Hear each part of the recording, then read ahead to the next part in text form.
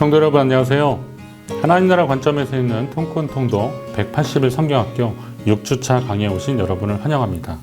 이번 주간에는 지난주에 이어서 가나안 정복시대 여호수아 13장부터 마지막까지 그리고 사사시대에 해당되는 사사기와 룻기 말씀을 읽겠습니다. 여호수아서는 크게 세 부분으로 나눈다고 그랬습니다. 땅을 정복하는 시대, 가나안 땅 정복하는 시대, 그리고 땅을 지파별로 분배하는 그 기간이 있고요. 그리고 마지막 여호수아가 백성들에게 당부하는 내용으로 그렇게 3부로 구성되어 있습니다. 여호수아 13장부터 19장까지는 이스라엘 각 지파의 땅 분배, 그리고 21장까지는 레위 지파에게 땅을 분배하는 그런 내용이 나옵니다. 땅을 분배할 때의 특징은 제비를 뽑았다는 겁니다. 어디가 좋으니까 어디를 갖겠다 이런 것이 아니라 하나님께 맡기고 각 지파의 대표들이 와서 제비를 뽑았습니다. 이것은 하나님께 온전히 맡긴다는 그런 믿음, 의미가 있습니다. 잘 보시면 그런데 요단 동편의 지파들도 있습니다.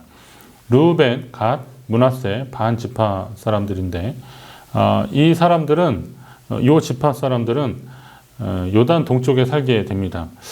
그들은 제비를 뽑은 게 아니라 그 땅이 비옥하니까 요단을 건너기 전에, 그러니까 모세의 생전에 그 땅을 자기들한테 달라고 요청을 합니다. 대신에 요단을 건너서 전쟁할 때는 자기들이 앞장서겠다고 그렇게 다짐을 하고 약속을 합니다.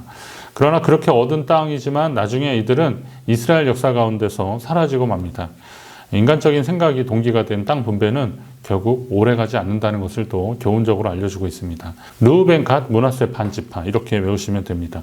왜냐하면 므낫세는 요단 서편에 저 중간쯤 보시면 알겠지만 에브라임 위쪽에 므낫세 지파가 있습니다. 그래서 르우벤, 갓, 므낫세, 반 지파 이렇게 외우시면 됩니다. 자, 그럼 여호수아가 주는 교훈이 있습니다. 여호수아는 이스라엘 백성들에게 마지막 당부하고 있는데 크게 세 가지. 하나님의 말씀을 지켜 행하라.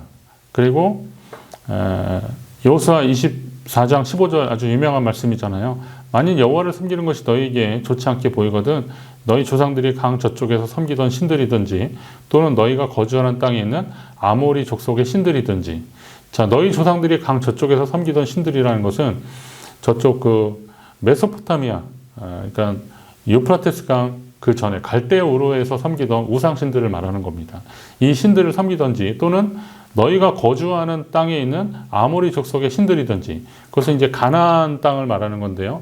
이 신들인지 너희가 섬길 자를 오늘 택하라. 그렇지만 어떻게 해요? 오직 나와 내 집은 여호와를 섬기겠노라. 자, 선택하라는 거예요. 선택하라. 그리고 여호수아의 또 마지막 당부는 뭐냐면 그 땅에서 구별된 백성으로서의 삶을 살라는 것입니다. 왜 구별되어야 됩니까? 섞이면 안 되기 때문에 그렇습니다. 요거는 이제 나중에 사사시대 사사기 말씀 보면서 조금 더 나누겠습니다.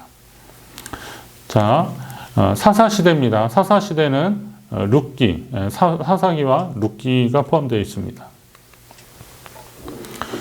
연대기로 보는 사사시대 보세요. 창조시대, 족장시대, 출애굽 광야시대, 가나안 정복시대, 사사시대입니다. 각 권이 여기에 해당됩니다. 자, 사사시대는 사사기와 룻기가 여기에 해당됩니다. 사사기, 한눈에 보는 사사기 보시면 사사시대에 대한 설명들이 나옵니다. 개론적인. 사사시대가 어떤 시대였는지, 그리고 나서 거듭되는 그 백성들의 어떤 잘못된 모습들, 이런 것들이 나오는데요. 사사시대에 되풀이되는 사이클이 있습니다. 패턴이 있는데, 범죄하고 그들이 고통 가운데 있을 때 하나님께 부르짖으면 하나님이 구원하시고 이런 내용들입니다. 여기 이제 이런 식인데요. 우상 숭배하고 그리고 그 땅의 문화에 동화되면 그들이 범죄하는 거잖아요. 그러면 하나님이 어떻게 하셔요?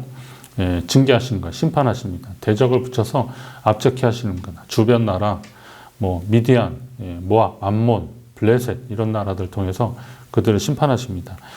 그러면 이제 그들이 고통 가운데 하나님께 막 부르짖고 회개하죠. 살려달라고 막 그런 겁니다. 그러면 하나님이 그때마다 구원해 주십니다. 누구를 통해서요? 사사를 통해서 그들을 구원해 주십니다. 자, 사사시대는 총 12명의 사사들이 나옵니다. 그리고 지금 이렇게 동그라미 보시면 알겠지만, 삼가, 엘론, 돌라, 기드온, 이렇게 드보라, 예훗, 삼손, 온니엘, 입산, 뭐 입다, 야일 이런 그 사사들이 곳곳에 있습니다. 그러니까 이때는 사사 시대이기도 하지만 또 한편으로 보면 지파 동맹체 시대입니다. 왕정이 생기기 전, 국가가 생기기 이전 시대이기 때문에 흩어져 살다가 어디에 무슨 문제가 생기면 그들이 또 가서 도와주고 그러기도 하는데, 그럴 때 이제 사사들을 중심으로 그 일들을 하게 되는 겁니다. 이렇게 각 시대별로 사사들이 어떻게 활동했는지를 알 수 있는데 12사사가 나오고 있습니다. 사사시대의 문제점은 뭐냐면 하나님이 당부하신 것도 있어요. 출애굽기 모세를 통해서도 그렇고 여호수아를 통해서도 당부한 것이 있었습니다. 진멸하라는 거였거든요. 그들을 정복하고 진멸하라 그랬는데 이걸 실패했기 때문에 그렇습니다. 또 이스라엘에 왕이 없었으므로 자기 소견대로 행하였더라. 그런데 이 왕이라는 것은 다른 나라에 있는 암몬이나 뭐 블레셋이나 미디안이나 이런 데 있는 왕, 그 왕을 말하는 게 아니라 진짜 왕 중의 왕, 하나님이 없었다는 거예요. 하나님이 왕 되심을 그들이 인정하지 않았을 때 이런 문제가 생겼다는 겁니다. 이게 사사시대의 문제이죠. 이거는 이제 신이 인이 자기중심성할 때 이 인간적으로 사사시대가 인의가 창궐하던 시대라고 보시면 됩니다. 어떤 걸 정복하는 데 실패했냐면 하나님이 이제 그 땅을 정복할 때 어떻게 하시냐면 너는 그들의 신을 경배하지 말며 섬기지 말며 그들의 행위를 본받지 말고 그것들을 다 깨트리며 그들의 주상을 부수고 내 하나님 여호와를 섬기라 그랬습니다. 그런데 그들이 그렇게 안 했다는 거예요. 그 땅에 거민들과 교류하고 또 시집장가 보내고 그러면서 하나님이 기뻐하시는 일을 하지 못한 겁니다. 그만 일을 한 거죠. 예. 그리고 또 여호수아에서도 당부했던 말씀들이 있잖아요. 그러므로 스스로 조심하여 너희 하나님 여호와를 사랑하라.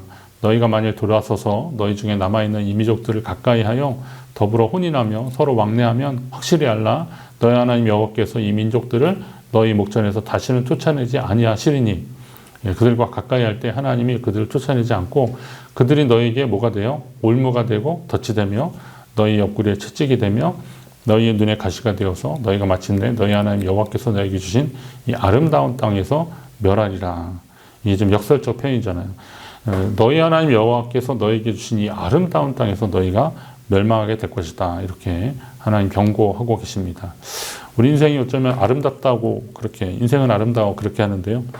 하나님 주신 이 땅에서 그리고 우리의 삶의 자리에서 자꾸 섞이고 타협하고 그렇게 됐을 때 이 아름다운 인생에서 오히려 우리는 하나님께 징계를 받을 수 있다는 사실을 알아야 됩니다. 자, 이런 것을 실패했기 때문에 계속 사사기의 흑역사는 계속 반복되고 있는 것입니다. 그리고 사사시대의 특징 중에 하나면 그 레위인들의 문제가 좀 있습니다. 레위인들이. 그러니까 어느 시대든 간에 시대 정신은 그 시대의 종교가 주도하게 되는데 종교가 타락하면 특별히 또 종교 지도자들이 타락하면 시대가 타락하게 되는데요. 레위인들이 어떤 문제가 있었는지 사사기 그 뒷부분에 좀 나오고 있습니다. 사사기 19장부터 21장까지 쭉 나오는데요. 아니 17장부터 사실 21장까지 나오는 거죠. 레위인들은 땅을 기업으로 분배받지 않습니다. 아까 그 땅 분배받을 때 보시면 땅을 기업으로 분배받지 않습니다. 그럼 그들은 어떻게 해요? 흩어져서 각 지파의 성읍에서 몇 개씩을 레위 지파의 성읍으로 받습니다. 그렇게 레위인들이 곳곳으로 흩어진 이유는 뭐겠습니까? 총 48개의 성읍에 전국에 이렇게 배치되는데 이건 뭐냐면 백성들을 신앙으로 교육하라고 영적으로 교육하라고 하나님이 그렇게 세워주셨는데 레위인들이 이 사명을 잘 감당하지 못했던 겁니다. 그런 것 때문에 결국은 그들이 하나님의 징계를 받게 되는 거죠.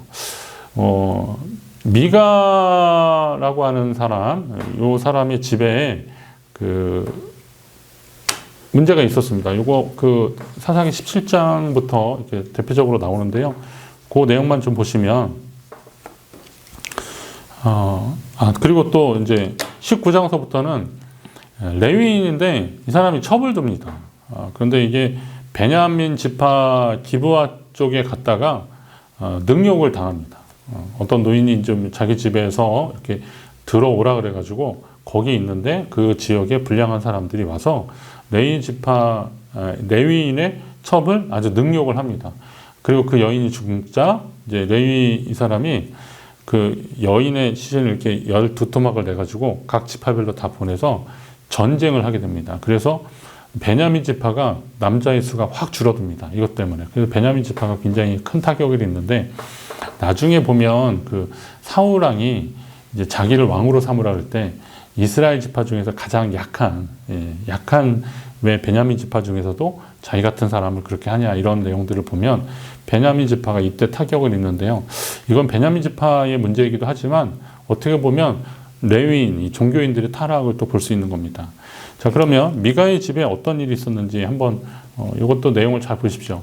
에브라임 산지에 미가라고 하는 사람이 살고 있었는데, 어느 날 그 어머니가, 미가의 엄마죠, 은을 좀 많이 잃어버렸습니다. 근데 사실은 이게 미가가 훔쳐간 건데, 그러니까 이 어머니가 너무 열받으니까 아주 저주를 내리는 겁니다. 그러니까 그 말을 듣고서 어떻게 해요? 이 미가가 다시 어머니한테 돌려줍니다. 그러니까 어머니는 또 그것도 미안하고 그러니까 그 은을 가지고 신상을 만들어서, 이걸 이제 미가의 신상을 만들어서 이걸 하나님께 드리겠다고 그렇게 하는 겁니다. 말도 안 되죠. 하나님이 그 형상을 싫어하시고, 또 특히나 그 개인 미가 신상인데 이거를 만들어서 하나님께 바친다는 게 이게 얼마나 말도 안 되는 얘기겠습니까? 자, 아무튼 그런데 그런 일이 일어나고 말았습니다. 그래서 미가는 자기 집에 그 은 신상으로 채워 놓는 겁니다. 근데 이때 마침 한 레위인이 거주할 곳을 찾다가 미가를 돌아다니다 이제 미가의 집에 도착했는데, 여기서 레위 지파는 다른 지파들이 가나안 땅의 일부를 기업으로 받을 때 하나님을 기업 삼아서 땅을 분배받지 않았잖아요. 그러니까 사실 어느 지역을, 특정 지역을 레위 지파 땅이라고 보기는 어려운 겁니다. 어느 지파에 레위 성읍을 줬던 건데, 근데 이 사람은 이제 거주할 곳을 찾아 떠났다가 마침 미가를 만난 거죠. 그럼 미가 같은 경우에는 어때요? 레위인이니까 반갑잖아요. 그러니까 자기 집에 있는 은 신상을 관리하는 제사장을 삼아버립니다. 그러면서 말하기를 해마다 은 열과 의복 한 벌씩 주겠다 그러니까 뭐 먹여주고 재워주고 옷도 입혀주고 또 제사장 삼아준다니까 레위인이 좋다고 그렇게 하자고 해서 미가의 집에 가서 제사장 노릇하고 있는 겁니다. 다 이때 마침 또 분배받은 땅 말고 살 땅을 찾던 단지파 사람들이 미가 신당이 있는 레위 제사장에게 찾아오죠. 그래서 그 사람들에게 레위 제사장이 거짓 예언을 하는 겁니다. 지금 그들이 가서 여기서 이제 승리하게 될 것이다. 어떤 목적을 이룰 것이다. 이렇게 얘기하는 거죠.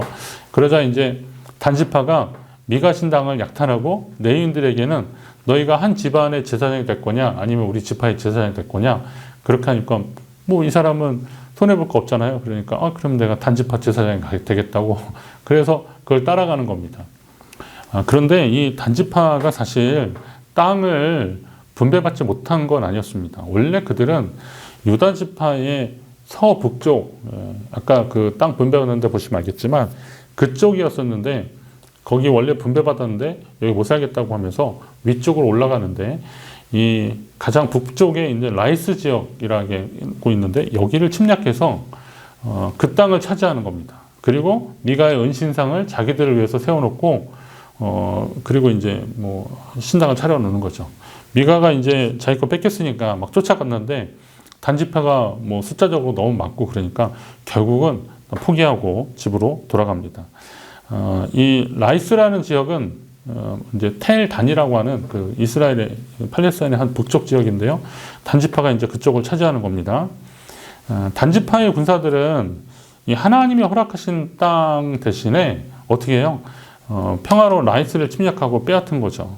그리고 거기에다가 자기들 위해서 신상을 세워놓은 겁니다.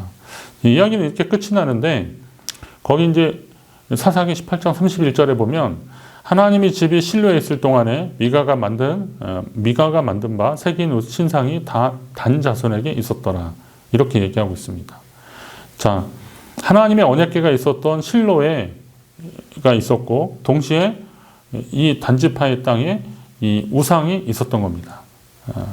그러면 이건 혼합된 거죠.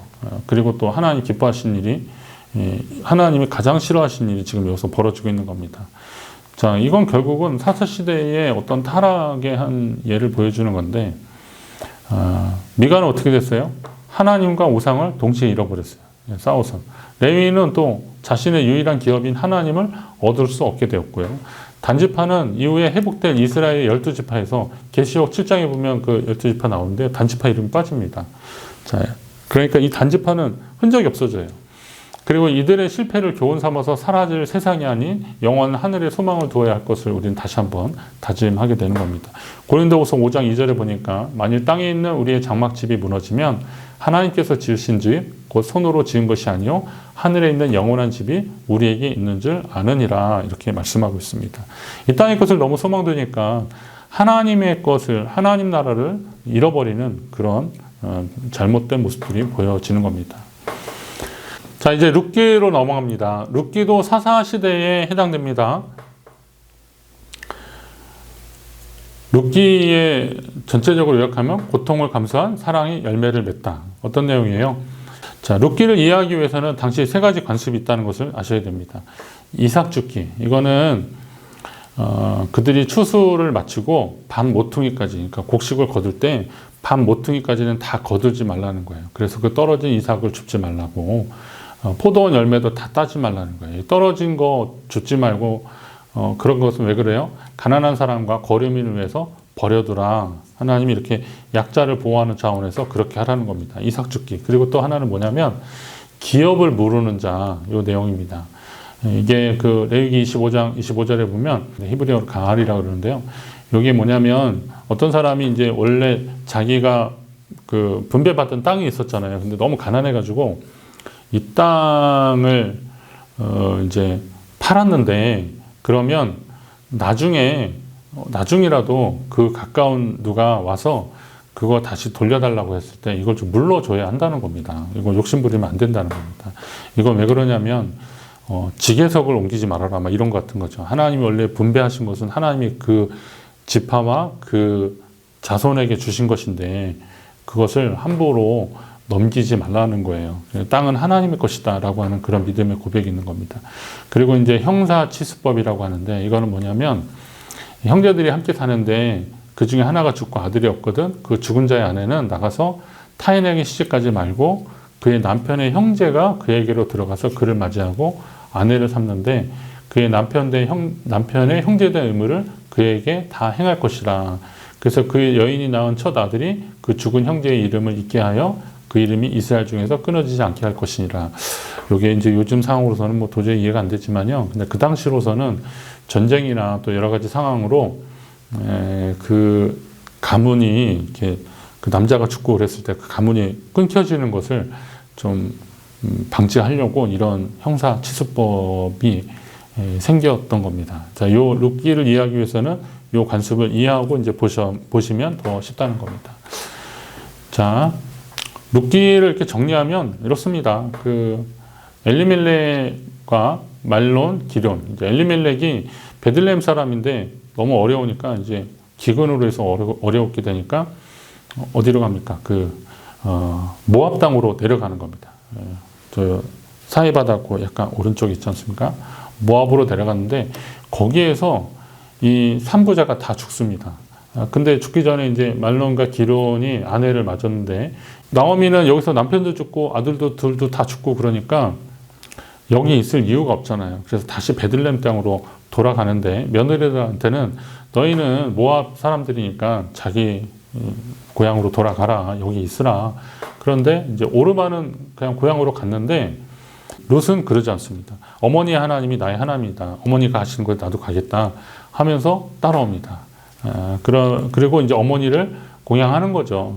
그러는 가운데 보아스의 밭에서 이삭 죽는데 알고 보니까 이제 보아스가 이 룻에게 이렇게 좀 배려를 많이 해주니까 이런 모압 여인은 이방 여인이기 때문에 이걸 잘 몰랐는데 나오미는 아까 말했던 그 기업을 무르는 문제나 그리고 또 그 가문을 잇는 문제나 이런 형사치수법 이런 거 다 알고 있으니까 이제 룻에게 막 코치를 해줘. 그래서 어느 날 이제 룻이 보아스의 발치해서 그 숙소에 같이 들어갔는데 보아스가 좀 기다리라 이제 절차를 받는다 그래서 결국 그 정식 절차를 밟고 룻과 보아스가 결혼을 하게 됩니다.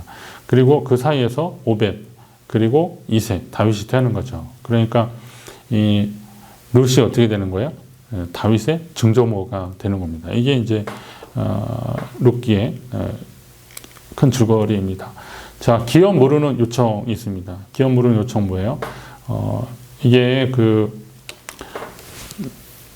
이제 룻이 보아스한테 가서 당신이 그것을 이어달라고 요청을 하니까 보아스가 이제 장로들과 그리고 집안 사람들을 다 모아놓고 회의를 하는 겁니다. 근데 이제 원래는 보아스는 바로 그 자격이 아니었고 다른 사람이 하나 더 있었는데 그 사람이 뭐라는 거예요? 그 기업 물을 자가 이르되 나는 내 기업에 손해가 있을까 하여 나를 위하여 물으지 못하니 내가 물을 것을 내가 물으라. 나는 물으지 못하겠노라. 그러니까 보아스에게 대신하라는 겁니다. 그래서 그 기업 물을 자가 보아스에게 이르되 내가 너를 위하여 사라 하고 그의 신을 벗는지라. 이렇게 신을 벗어서 그에게 던져주면서 그래서 이제 결국 이제 보아스가 절차를 밟아서 룻을 아내로 맞이하게 되는 겁니다. 그 결과도 중요하지만 이 과정도 보아스는 이렇게 철저히 잘 지키는 것을 보면 우리가 하나님의 일을 할 때도 이런 과정의 정당성, 그리고 절차의 정당성, 이런 거 잘 지켜야 될 필요도 있는 것 같습니다. 살몬은 보아스를 낳고, 보아스는 오벳을 낳고, 오벳은 이새를 낳고, 이새는 다윗을 낳았더라. 이거 누굽니까? 다윗의 족보, 메시아의 족보입니다. 자, 이렇게 룻기까지 나왔습니다. 자, 드디어 제가 진행하는 강의 마지막 시간이었습니다. 이제부터 다른 목사님들이 더 열심히 준비해서 유익한 강의를 진행할 겁니다. 막상 마지막이라고 하니까 좀 아쉽습니다. 하지만 통큰 통독은 올해만 하는 것이 아니니 다음 기회에 더 잘 준비해서 찾아뵙겠습니다. 말씀을 읽으면 하나님의 뜻이 깨닫게 됩니다. 그리고 하나님 뜻을 알게 되면 삶을 더 잘 살 수 있고 더 풍요롭게 살 수 있습니다. 여러분이 말씀으로 승리하시고 하나님 뜻 가운데 거하시기를 간절히 바랍니다. 감사합니다.